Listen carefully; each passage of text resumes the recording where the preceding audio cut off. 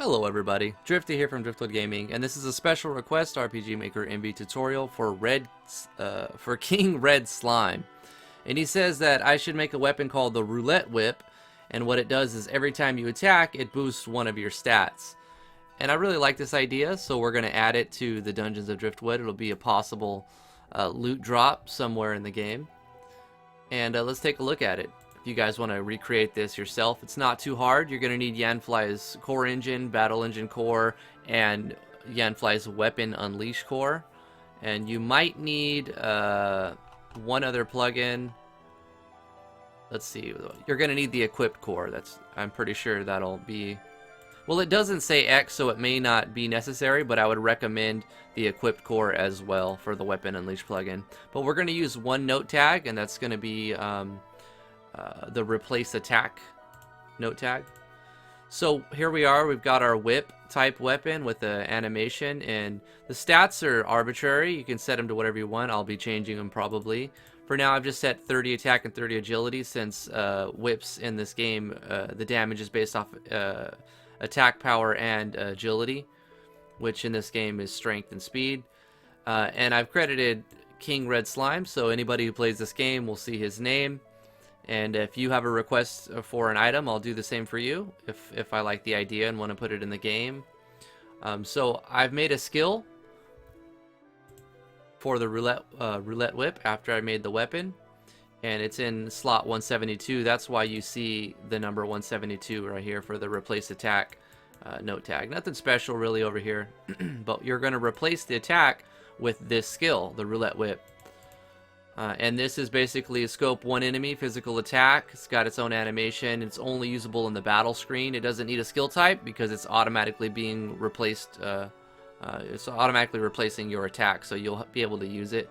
You don't want to give it any cost, otherwise the player won't be able to do any damage if they don't have the resource required. Repeat doesn't really need any repeat, but we did give it 10 TP gain, as all of the weapons attacks will have 10 TP gain. It just makes sense. Message uses. We could make a required weapon, but it's kind of pointless. I don't understand, because you can only use this skill with the weapon. So you have to find the weapon, and then it'll just use this skill. So the damage formula is HP damage, normal attack on the element, and then this is my damage formula. You can change this to, obviously you probably won't be using variable 25, but for me, variable 25 is the whip skill, so that's why I'm using that. So my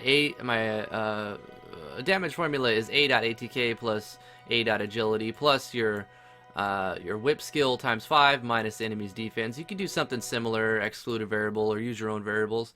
Variance is 20, give it a critical, as all of my attacks will have a chance to critical. We're going to add the state of normal attack so the game knows that this is a basic attack. We're also going to call a common event, the roulette whip common event, which we're going to go to now. You may notice that we're using an action sequence, but there's nothing special here. This is just your basic jump across the screen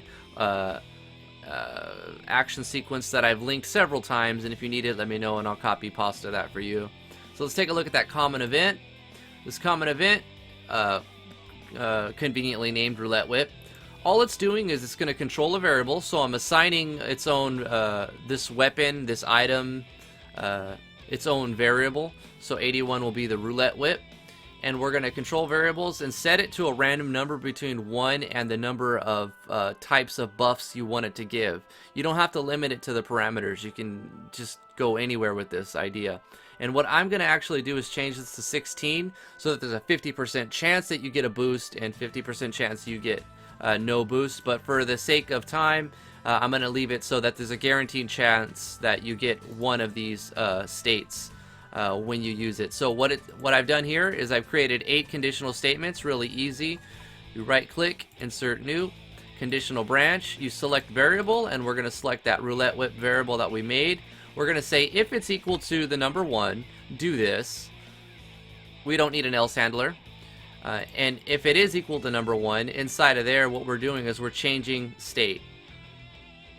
So basically, you just, here it is, under actor on tab 1, change state. You select the actor you want, or the entire party, and then you say add, and then you add the state you want. So let's take a look at the states that we're adding. I've got max HP up, MP up, strength up, which is attack power, vitality is our defense, wisdom is our magic attack power, willpower is our magic defense, agility is still agility. Actually, I need to rename that to speed up. We'll do that really quick. So let's take a look at our states. So in these states, I've made 8 new states. Just called it, you know, the stat name that the game is using accordingly. But I'm actually using SPD. In my terms, I've renamed my agility to speed, so SPD would be the abbreviation for that. And all that's happening is we're adding in these states is they're removable at the end of battle, and they also last for 5 turns each. And what they're doing is they're changing a parameter. So we're going to parameter, and we're selecting our parameter, and then we're multiplying it by a number above 100%. Someone asked me today how this works, and how it basically works is if you have it below 100%, it's going to be a debuff, or if it's like an element resistance,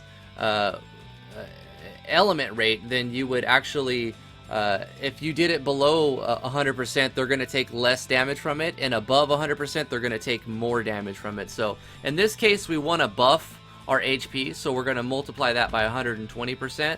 So that's what we've done here. So when you have this state on for 5 turns, you're going to have 20% more maximum HP, and the same thing for MP and all of the other states. So in the common event, if it rolls that number, then it's going to add the state, and it's going to finish that off. We don't need that anymore.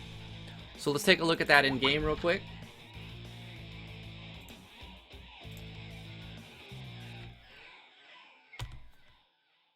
You may also notice that the battle animation, the battle sprite here, is a little bit larger than normal.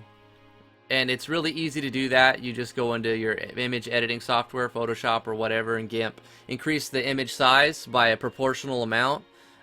Use a calculator. I'll make a tutorial on it if you guys want to see that. Otherwise, I'll talk about it in the Let's Make a Game episode 5, I think. But you can see we've replaced our attack with Roulette Whip here. So if we use our Roulette Whip, we've actually achieved an attack up. So we've got strength bonus right there for 4 more turns. And you can change how this works. So basically it actually got the attack up again and refreshed it to 5 again. That time we missed, but we still got a magic attack power bonus. We missed, but we refreshed our attack power bonus. We landed attack, but we got a magic defense bonus. And you can see how this is working. It refreshed attack again. Wow, we had a lot of 1s on that one. But that's basically all there is to it. What I'm going to do is change this to 1 to 18. And this is how you control the probability. So if it rolls a 9 to 16, nothing's going to happen. It's just going to control that variable. But when this common event gets called again, it's going to re-roll that number and change the variable to 1 to 16. So 50% chance that nothing happens, and the other 50% chance that you're going to get 1 out of 8 of these states. And you can change this to however you want. You could have it do 20 different things if you want to, you know, or make it just do one thing. But yeah, that's pretty much it. King Red Slime, hopefully you liked this tutorial. If you did, please give it a thumbs up. Appreciate that. Like, favorite, share, subscribe, all that. Thank you guys so much for watching. We will see you guys in the next tutorial.